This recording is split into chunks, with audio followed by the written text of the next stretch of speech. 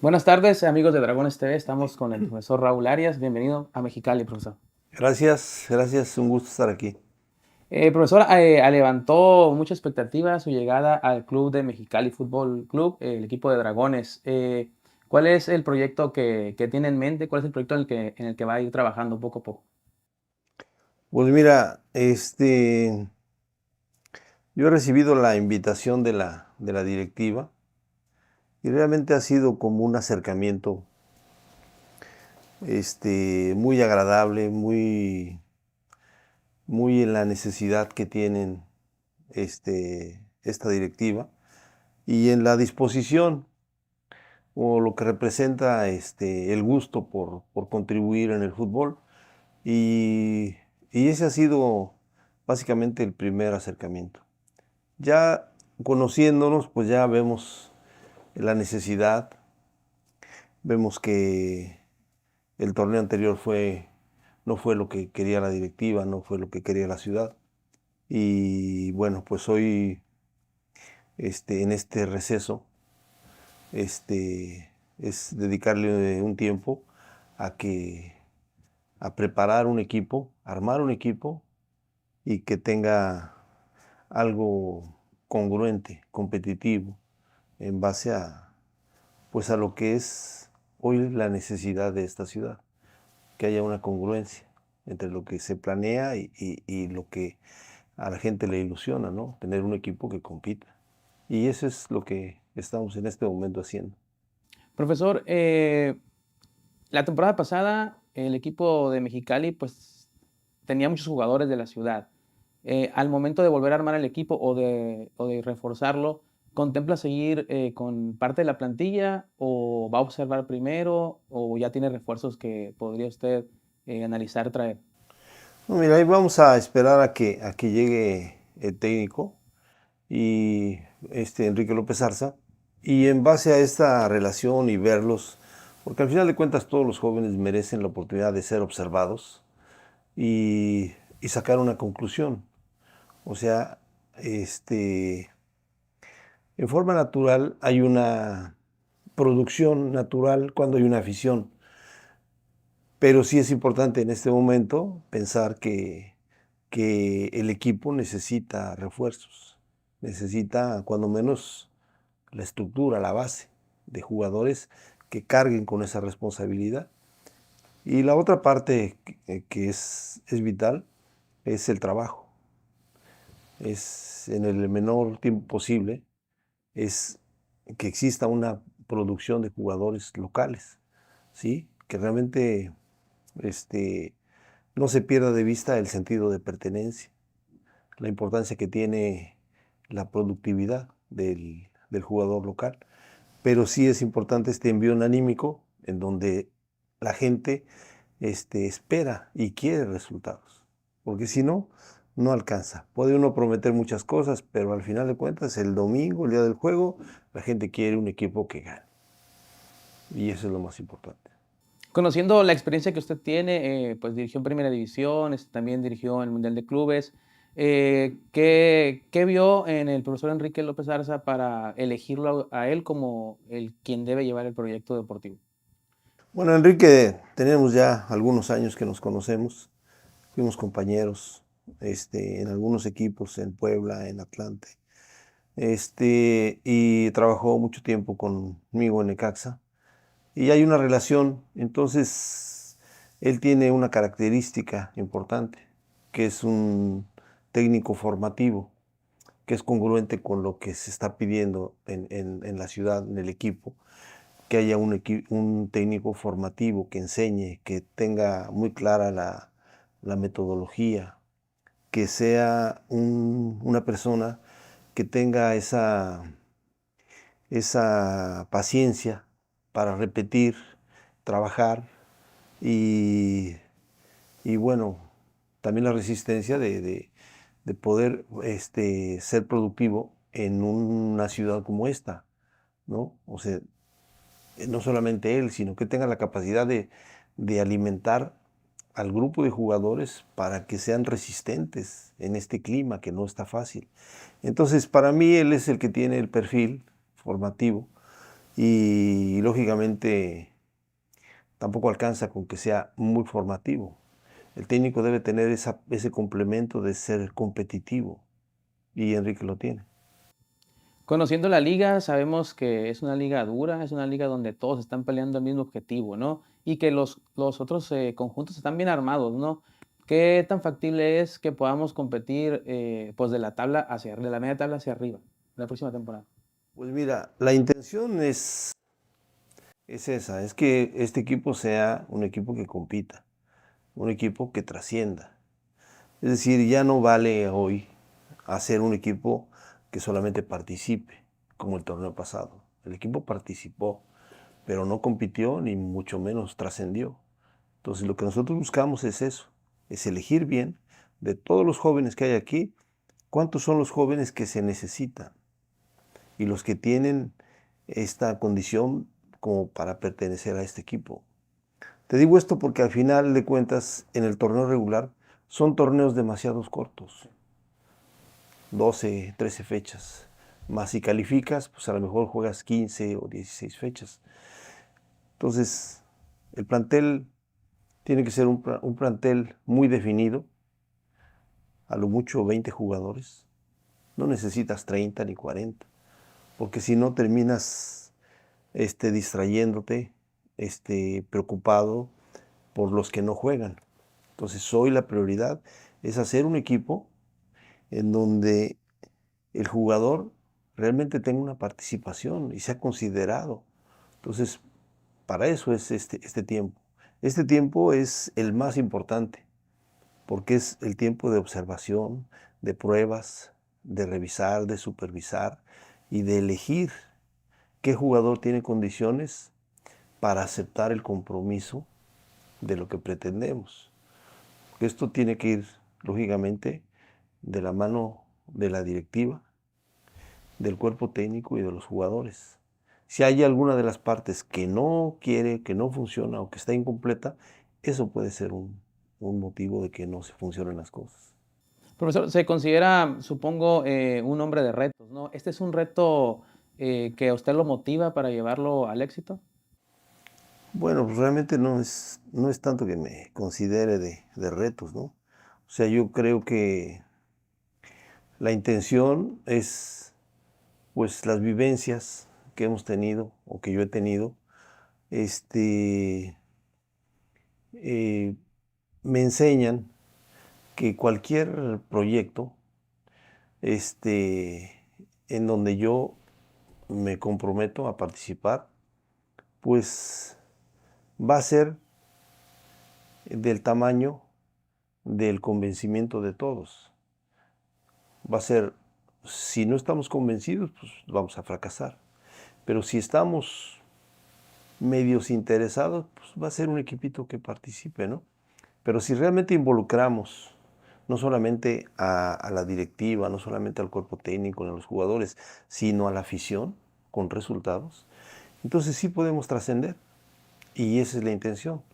Porque no hay una cosa más importante en la vida, al menos en este quehacer del fútbol, que el poder incidir en la sociedad y que realmente puedas tú formar jóvenes que sean profesionales del fútbol. Esa es una de las cosas más maravillosas que han pasado en mi vida. Y, y ves cómo un joven, un jugador, puede tener tanta influencia en una ciudad. Es increíble. Hablando de eso, por ejemplo, en sus equipos pasados, en ese Necaxa, en esos equipos que usted ha dirigido, ¿algún caso que se asemeje a lo que nos acaba de decir? Pues casos parecidos, por ejemplo, cuando yo llegué a Necaxa, eh, había un muchachito, un volante, chiquito, tenía como 16, 17 años, y jugaba bien, pero estaba chiquito todavía. Y al poco tiempo empezó a distinguirse, y nos lo llevamos al Mundial de Clubes y jugó. Ya ahí él tenía como 18 años, una cosa así, 19 tal vez. Y fue titular todos los partidos y fue un jugador importante. y al regreso del Mundial de Clubes, pues le dimos la noticia con todo el pesar de todos de que lo quería otro equipo y que lo que ese equipo quería de él era que se fuera a cualquier precio, como sea, se iba a Monterrey. Y era Luis Ernesto Pérez. Y entonces, esa fue una cosa que maravillosa para él, para su vida, para su carrera, porque Monterrey le iba a pagar lo que Necaxa nunca le iba a poder pagar. Pero fue una situación muy triste porque él, al final de cuentas, no le importaba tanto el dinero. Él realmente amaba a Necaxa, era su casa. Y entonces, pues de repente hay que enfrentar ese tipo de situaciones, ¿no? Tuvo una carrera maravillosa, quedó campeón varias veces con Monterrey, y la realidad es que, pues sí, tratamos de ser lo más equilibrados, pero hay cosas que se salen de poderlo tener y retener. Y entonces ha habido muchos casos así, en donde Necaxa era un equipo que normalmente el jugador que se distinguía se iba a la América o se regresaba a la América, que era quien nos abastecía. Pero era un escenario donde el jugador se sentía con una plenitud buena, podía liberarse y jugar sin tanta presión. América tiene otro tipo de presión, tiene otro tipo de obligación, y Necaxa no, Necaxa jugaba con más libertad. Y tal vez eso contribuía mucho en muchos de los casos, porque pasaron muchos jugadores del América, que algunos se distinguieron muchísimo, algunos retomaron un aire diferente, el caso de Braulio, el caso de Cuauhtémoc, el caso de muchos más que pasaron por Necaxa, pero nuestro papel era ese, hacer de un equipo con un perfil más bajo, pues hacer un equipo que trascendiera. Y ese Necaxa trascendió. ¿Cuál es la clave como para hacer que esos equipos trasciendan, ¿no? Porque ciertamente usted lo dice, la presión a lo mejor era menor, pero el jugador quería mostrarse, ¿no? Pero al final de cuentas, ¿cuál cree usted que sea la clave para hacer que un equipo trascienda?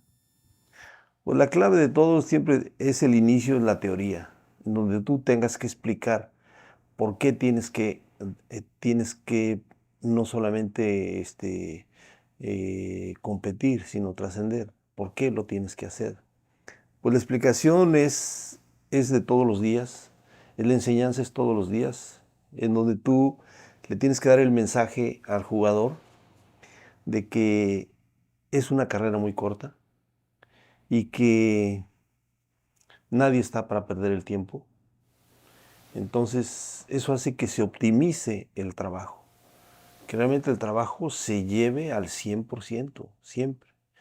Y durante mucho tiempo, esto así suena como repetitivo, en el equipo sonaba así, o en los equipos donde he estado. Pero la clave está en una cosa que se convierte en un hábito, que es la práctica de la excelencia. Si un jugador tú le enseñas a que él dé lo mejor de sí, a que él dé su entrega al 100%, y que todo lo haga con calidad, con devoción, con concentración, con determinación, con respeto, no hay forma de que le vaya mal. No hay forma. Esa es la clave. ¿Me entiendes? Pero si tú le dedicas poco tiempo a tu trabajo, poco tiempo haces, pocas cosas haces para prepararte, pues realmente eso va a ser del equipo. Va a ser un equipo que sepa poco, que no sepa mucho, que no compita, que físicamente esté mal. Y entonces pues ese va a ser el reflejo. Entonces la particularidad que existía en ese momento era la práctica de la excelencia, donde en ese nivel y con todo el apoyo de una empresa excepcional como ha sido Televisa, que teníamos un apoyo incondicional, pues no había ningún pretexto. Cobrabas a tiempo, tenías todo el apoyo, tenías premios, teníamos buenas canchas, había muchas cosas a favor. Entonces hay que, aunque parezca que el jugador sí lo sabe, no es cierto. Hay que repetírselo todos los días. Oye, hay que agradecer, miren las canchas que tenemos, miren todos los beneficios que tienes como jugador o como profesional. Entonces, ya cuando el jugador lo entiende eso, hay una asimilación y entonces aparece el compromiso de corresponder. Pero siempre la iniciativa tiene que ser de parte de la directiva, del cuerpo técnico, hacia los jugadores, porque esa es la enseñanza. Siempre hay que tener un papel de enseñanza, tener esa vocación docente de poder enseñar. Y, y en ese aspecto, bueno, pues yo de mi cuerpo técnico que he tenido, o de los cuerpos técnicos que he metido, siempre ha habido jugadores que primero fueron jugadores míos y después fueron mis asistentes. Y, y pues todos tenían esa vocación de enseñar. El caso de, por sí, del Chepo de la Torre, el caso de Nacho Rodríguez, de Américo Escatolaro, de Juan Reynoso. O sea, tenían esa vocación de enseñar y se reflejó en sus carreras. Entonces, sí hay muchas historias por contar. Profesor, ¿quién ha sido su referente más importante en cuanto a estos conceptos de vida, ¿no? Porque también fue usted auxiliar de Manuel Lapuente, estuvo trabajando y fue jugador de fútbol, ¿no? ¿Quién es su referente como para ir haciendo este perfil? Pues mira, es un proceso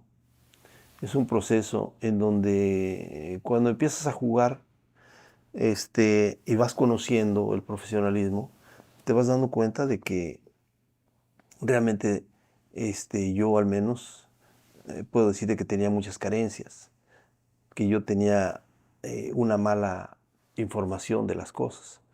Y entonces, gracias a las sobremesas, gracias a la enseñanza de jugadores, compañeros que tuve que me enseñaron, yo pude mejorar en el aspecto profesional, ¿no? En los buenos hábitos o en el aspecto cultural del profesionalismo. Pero, pero fue porque yo tenía mucha necesidad y tenía hambre de jugar. O sea, coincide que hay quien te enseñe y coincide que tú tengas la voluntad para hacerlo, ¿no? A veces no coincide, a veces no hay voluntad, a veces hay distracción o a veces no hay quien te enseñe. Entonces, cuando coincide, se provoca una sinergia, que eso hace que se potencialice tu carrera. ¿Por qué? Porque la enseñanza la asimilas y la aplicas. Entonces, pues hay muchos personajes en mi vida.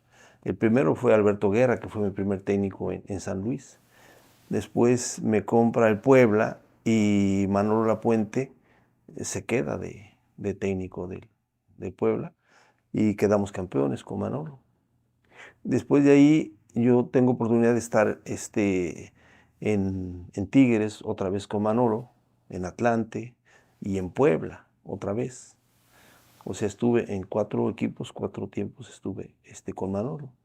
Y al final, cuando yo me retiro en Puebla, siendo el técnico Manolo, y Manolo me dice, si quieres seguir jugando, yo tenía 34 años, si quieres seguir jugando, adelante, dale. Pero si ya no quieres jugar, quédate de mi auxiliar. Y entonces, bueno, ahí tuve que decidir y empecé otra faceta, ¿no?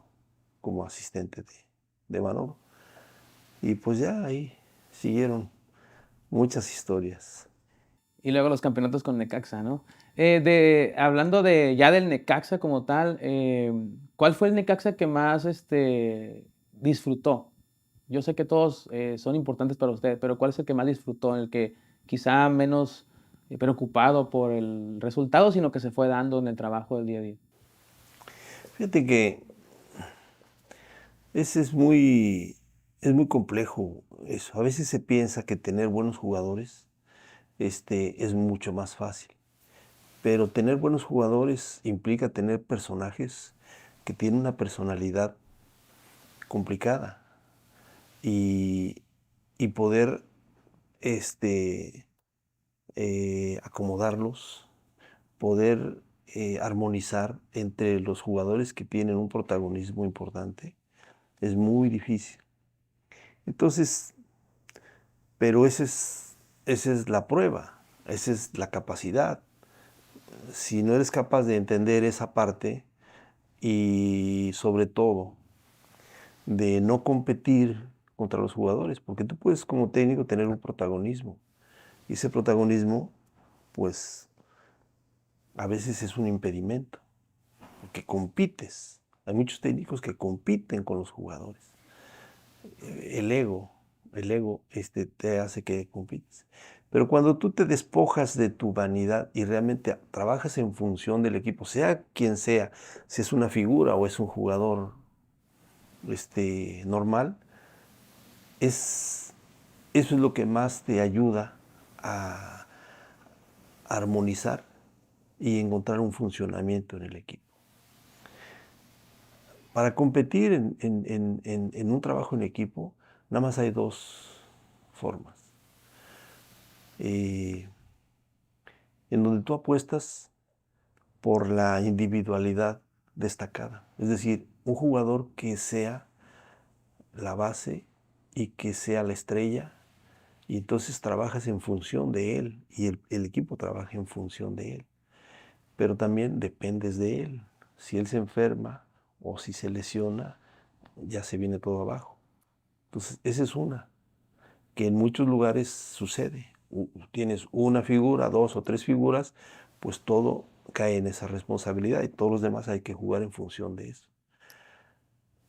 Esa es la individualidad destacada. Pero hay otro tipo de equipos, que es equipos más limitados, en donde no hay ninguna figura y tienes un funcionamiento colectivo.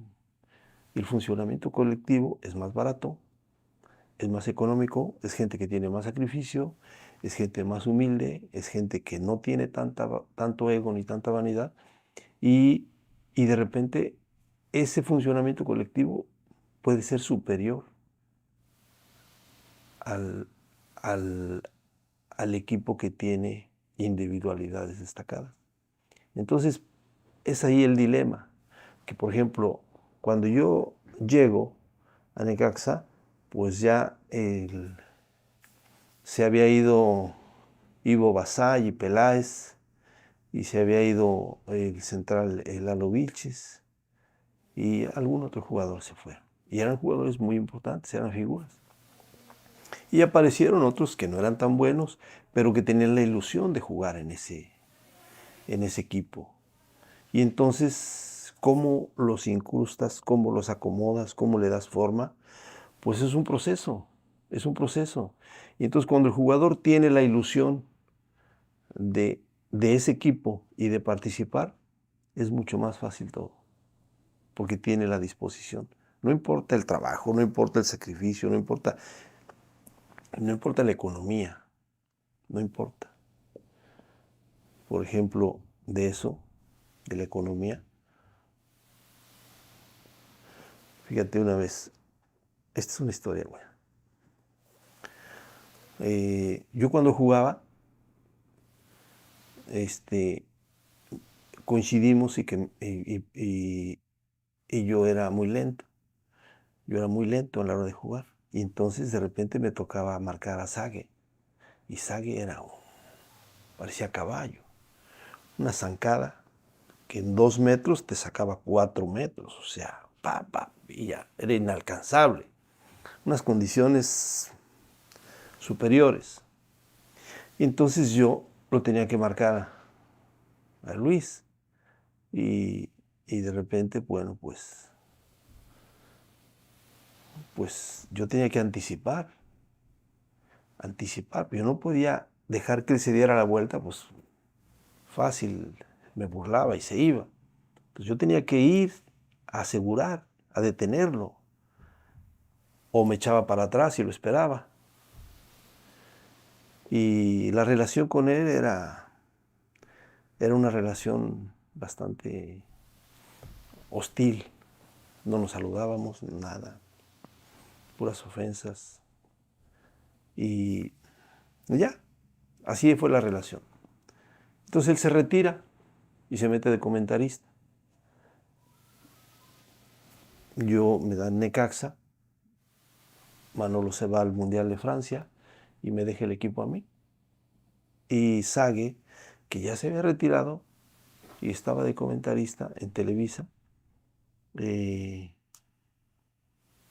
no sé qué le pasó, pero de repente se sintió bien y quiere volver a jugar. Entonces me manda un representante, un muchachito, y me dice, oye, Raúl, ¿no? ¿Tú te interesas, Sague?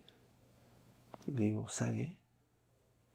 Y yo acababa de jugar un partido amistoso con él en el Estadio Azteca, en una cascarita que hicimos con Emilio Azcárraga, donde jugaron pues, artistas, Luis Miguel de lateral, imagínate, Mijares, el gordo, el torero, Enrique Ponce, o sea, gente popular y todo, y una cascarita entre amigos. Y ahí jugó Sague, y yo lo vi físicamente impecable. Entonces Luis, cuando este muchacho me viene y me dice que Sague quiere regresar, le digo, dile que desayunamos mañana a las 7 en tal lugar, ahí cerca de la cancha donde entrenamos. Dice, ¿de verdad? Yo sí, porque yo lo había visto y lo vi entero. Haz de cuenta que lo toqué y parecía esto, como de fierro era. Y entonces, y jugaba bien, entonces dije, no, esto es lo que... Entonces, yo le digo a este muchacho, Isaac y yo nunca nos habíamos saludado, no había relación. Y entonces, como a la hora, entra una llamada. Y me dice, buenas tardes, el profesor Raúl Arias. Y le digo, sí, ¿quién habla? Habla Luis Roberto Alves Sague. Y le digo, aquel que me pegaba. y dice, ahora resulta que yo te pegaba. O sea, ya, ahí se disolvió todo. Toda la mala vibra, todo se disolvió. Me dio un ataque de risa y le digo, desayunamos mañana y ya.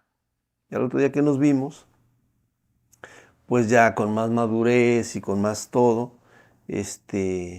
desayunamos y le digo, vámonos al entrenamiento.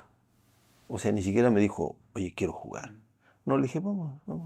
Oye, pero es que, ¿qué vamos? Y dije, no, vamos ya de una vez. Ahí te entrenas y ya. No, pero es que no. Digo, ¿cuál es el problema? ¿El dinero? Dice, no es el dinero. Digo, entonces, vámonos. Yo mando, vámonos. O sea, sin hablar de dinero, no traía ropa para entrenar. Pero lo que voy es que Sague, en ese grupo, cambió la historia del equipo. Porque estaba en una madurez maravillosa. Tiene una plenitud, una conciencia del trabajo. Llegaba a las 7 de la mañana a entrenar. Entrenábamos a las 10. Él llegaba a las 7 de la mañana. Se daba masaje, se iba al gimnasio, después iba al comedor a desayunar y después estiramientos y a las 9:30 era el primero que estaba en la cancha. Y él vivía en el sur de la Ciudad de México y las instalaciones de Necaxa estaban en el norte, en la salida hacia Querétaro. O sea, había que atravesar. Entonces él se compró una camioneta, contrató un chofer y a esa hora salía y estaba a las 7:30 en Cuautitlán. Terminaba el entrenamiento, se quedaba otra vez a hacer ejercicios, masaje, un vapor, y salía de las instalaciones a las 3 o a las 4 de la tarde. Era el primero en llegar y el último en irse. Y eso cambió, influyó en muchas figuras, ese profesionalismo. Y ya también ahí, bueno, pues nació una relación muy bonita, de mucho respeto, de mucho profesionalismo, y, y él nunca mencionó el dinero, nunca. Entonces, es una de las cosas que tú dices, es una bendición que a veces coincida, que te llegue una persona con esa madurez, con ese profesionalismo, a un equipo, porque lo que transmite él a todos es precisamente eso, es la excelencia. Y esa experiencia fue muy bonita. Excelente. Profe, ¿cómo percibe el fútbol? Porque por ahí nos hemos dado cuenta, los equipos que usted ha dirigido, que primero son ordenados, ¿sí? Priorizan quizá el sistema defensivo y a lo mejor luego ya lo del ataque. ¿Así percibe usted el fútbol o se va adaptando a cada proyecto? Los equipos son en base a lo que tú tienes. Si tú tienes una buena delantera, pues los tienes que aprovechar, tienes que hacer que funcione la delantera. Pero si no tienes buenos delanteros, pues ¿qué tienes que hacer? Pues tienes que defenderte bien y contragolpear o jugar a la pelota parada. Pero ese es un tema que de repente se toca, porque es como un estilo, es como una forma. Pero realmente en los equipos donde yo he estado, el primer equipo que estuve, jugando así, como siempre he jugado en mis equipos, tuve al equipo más goleador y al equipo con menos goles que le anotaron. Tuve al campeón goleador. El primer equipo que tuve yo en primera división, que me lo dieron, era el Correcaminos, el primero. Y me traje al hondureño Carlitos Pavón, que era una maravilla, Tenía 17 años, Carlitos. Quedó campeón goleador. Y en esa categoría, que era primera A, estaba Tigres, que había descendido. Y Tigres tenía como una selección nacional. Bueno, pues Correcaminos fue el equipo más goleador y el equipo menos goleado, y teníamos al campeón goleador. Entonces, ese es el estilo, esa es la forma. Porque ¿cuál es el chiste del juego? El chiste del juego es defender con la mayoría de gente y atacar con la mayoría de gente. ¿Cómo encuentras un equilibrio en eso? Pues solamente con trabajo, con trabajo.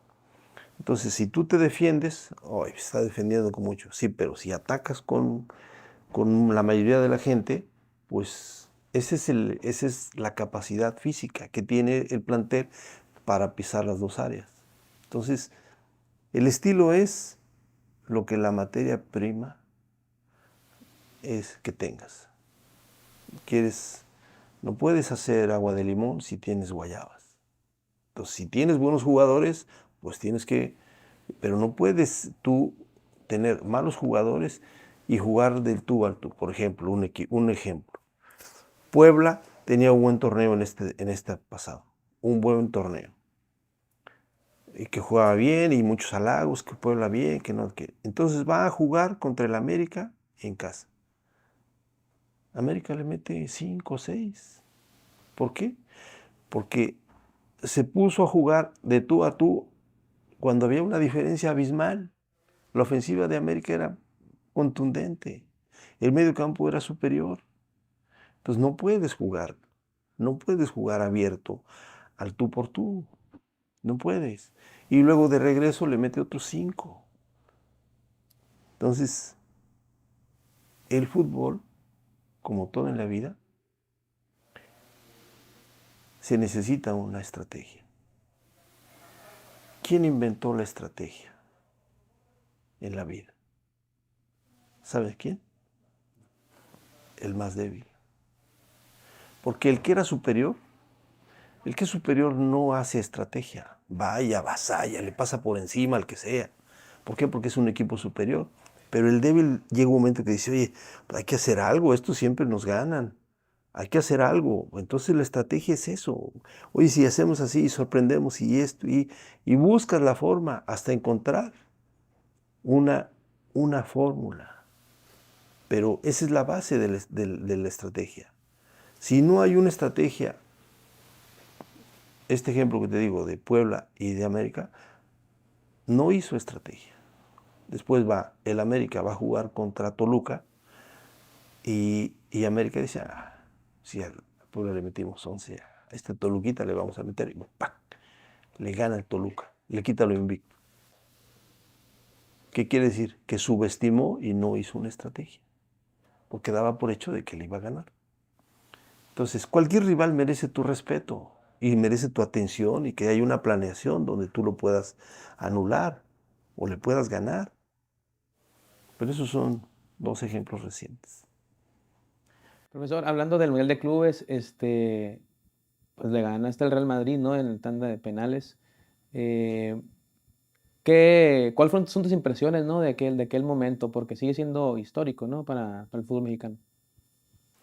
Pues mira, la conclusión al paso del tiempo es que el Real Madrid era un buen equipo. Es un equipo histórico, por muchas cosas. Un equipo superior. Pero en ese momento, en ese torneo, yo creo que Vasco da Gama era más equipo. Corinthians era más equipo, estabas en su país, ¿sí? El Manchester City, por ahí, era buen equipo. Entonces, volvemos a lo mismo. Entra la estrategia en la planeación. Cuando a mí me dan el plan, el programa para el Mundial, haz de cuenta que el Mundial de Clubes empezaba el 6 de enero. El 6 de enero. Y nosotros teníamos que viajar el día 4 de enero para jugar a los 2 días. Entonces, cuando yo veo la logística que nos manda FIFA de cómo era la planeación, dije, no podemos irnos el día 4 y jugar el día 6. No podemos. En México era invierno. En Brasil era verano. Y entonces le digo, no, nos vamos desde el día 28 de diciembre. Era cambio, no era cambio de año, era cambio de siglo. Entonces, las esposas de los jugadores, las familias, se me fueron encima. No, ¿cómo se van a llevar? Vamos a pasar Navidad, Año Nuevo, y se van a ir. Me vale. Échenme a mí la culpa, nos vamos. Nos vamos. Y no quiero que vayan familiares con ustedes ni nada. Vamos a competir, no vamos de turistas. No vamos de niñeras ahí, que mis hijos andan ahí, que quieren ir a la playa. No, no vamos a eso, vamos a competir. No, y todas las mujeres se organizaron, querían correr y todo. Bravísimas las fieras, bravísimas. La directiva aceptó, nos vamos el día 28 de diciembre. Entonces teníamos 28, 29, 30, 31, 1, 2, 3, 4, 5. Casi 9 días de anticipación para jugar. Llegamos, todo bien, maravilloso, fuimos el primer equipo que llegó. Había un equipito ahí de unos niñitos como de 16 años, unos negritos ahí, en la cancha que nos prestaron. Y dije, oye, mañana jugamos un partidito, ¿qué te parece? Sí, bueno, profesor, claro que sí, profesor, los brasileños. Muy bien, buena onda. Era la escuela de Zico, allí, y los chavitos eran eso, tenían 15, 16 años. Empieza el partido. Una temperatura más o menos como la de aquí, como de 38, 40 grados, en una humedad terrible. Partidito, primer equipo de Necaxa, campeón del fútbol mexicano, contra unos niñitos de 16, 17 años. ¿Cómo creen que quedamos? Nos ganaron 3-0. Volaban los hijos de la chica. volaban, volaban. Y el clima y todo, volaban, se burlaban, mañosos, eran completitos. Nos ganaron 3-0. Termina el partido, todos enojados y todos preocupados, como diciendo, tenía razón. Entonces, hay una teoría de la anticipación que es importante. Todo lo que tú hagas, si lo haces con anticipación, tienes ventajas. Y nosotros, esa fue la clave. Nosotros fuimos el primer equipo en llegar y nos adaptamos al clima. Y por eso pudimos competir contra equipos. Porque, por ejemplo, la cancha de Maracaná es una cancha más grande. Y si eso no lo sabes, pues juegas con la idea de tus canchas. Y entonces, ahí modificamos. Cuando entrenamos en Maracaná, modificamos la estrategia. Pases cortos, prohibido dar pases largos. Pases cortos. En una cancha grande es muy difícil, porque el jugador que pasa largo está muy aislado. En cambio, pases cortos, por más que quiere el equipo rival quitarte la pelota, no te la quita, porque es muy grande la cancha. Y entonces, esa fue parte de la estrategia, pero es la anticipación lo que hace la diferencia. Entonces, hoy muchos equipos que han participado en el Mundial van con la familia, van como turistas, van a conocer y, oye, llévanos acá, oye, vas a jugar, vas a competir, no vas de compras o de que, oye, llévame a un tianguis que hay aquí, que dicen que hay artesanías. Y como han sido muchos los lugares donde se han hecho los mundiales, lugares exóticos, pues se vuelve muy atractivo para la familia. Pero ahí nos fue bien, porque al final de cuentas, fíjate que también nos fue,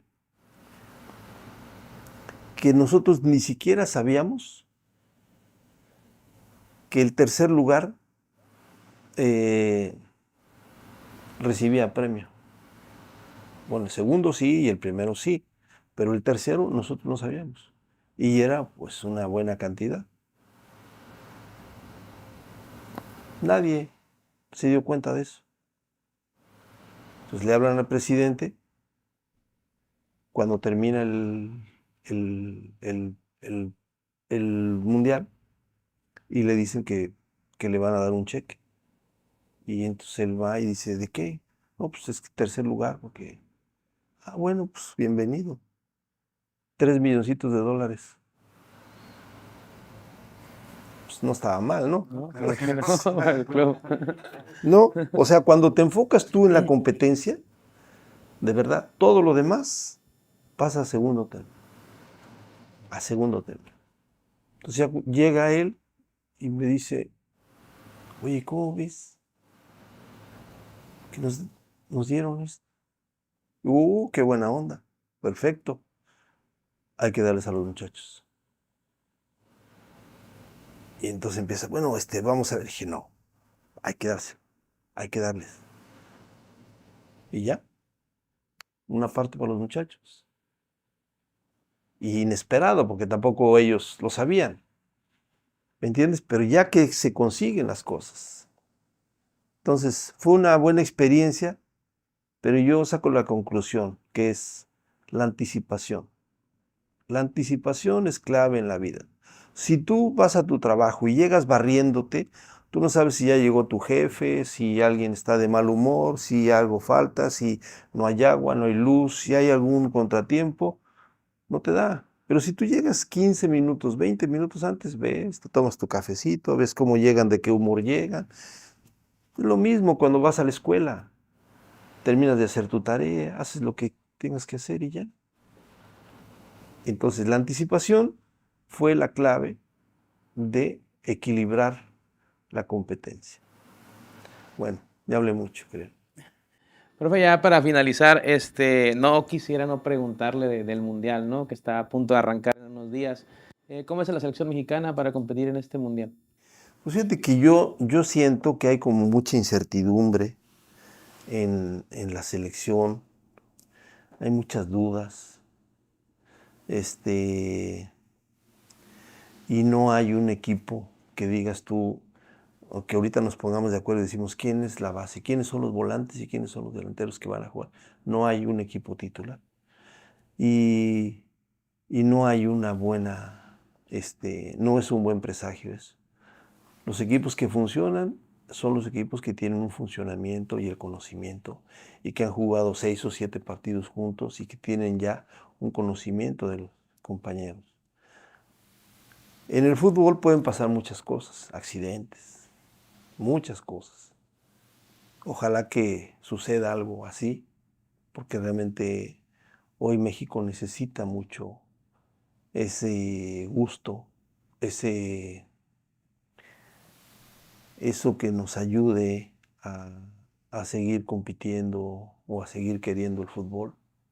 Ojalá que le vaya bien, pero sí es bastante complicado. No está nada fácil. Y, y es una pena porque sí hubo tiempo para preparar la selección, sí hubo tiempo, pero yo creo que también se perdió mucho tiempo en la elección, en las dudas. Y pues si tú tienes ese cargo ya como responsable, pues tienes que decidir o tienes que apostar por algo. Y que ese algo funcione. Y a cualquier jugador que tú le des continuidad y confianza, funciona. Funciona. Pero no puedes traer jugadores que no son titulares, están en Europa, pero no son titulares. No puede ser. O sea, parece un torneo largo, pero no es un torneo largo, es un torneo muy corto. Tú pierdes el primer partido de inicio y ya casi estás fuera. ¿Por qué? Porque es muy difícil que un equipo que no funciona de inicio y si pierde, ya tenga ritmo para el siguiente partido. No, no. Las selecciones, lo que tienen que tener para iniciar el torneo es ritmo, ritmo, ritmo. Llegar embalados ya con un funcionamiento, ya. Tener 4, 5, 6, 7, 8 partidos. 8 partidos con un funcionamiento y que lleguen y lo apliquen a la competencia. Pero si llegan bueno, vamos a ver cómo nos acomodamos y bueno, vamos a probar aquí, porque eso casi lo puedo firmar. Va a ser una alineación que nunca jugó. ¿Cómo puedes competir? ¿Cómo? Ojalá que me equivoque. Muchas gracias, profe. Nada más me gustaría finalizar con algún mensaje para la afición de Mexicali, que la verdad está muy ilusionada en la llegada de usted y el profe Enrique López Arza.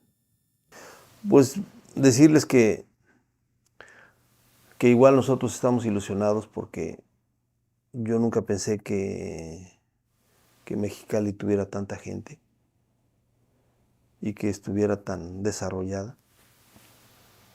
Realmente. Y hoy yo sé que el fútbol pues ha trascendido a muchos jóvenes y los ha ilusionado. Y que ojalá que nosotros seamos capaces de elegir bien y hacer un equipo que los haga que se sientan orgullosos, que sea un plantel que esté a la altura de la gente de Mexicali, la gente que lucha, la gente que se esfuerza, la gente que le cuestan mucho las cosas. Ojalá que podamos nosotros contagiar al joven de esa resistencia, de esa continuidad y de esa constancia, porque esa es la única forma de conseguir algo.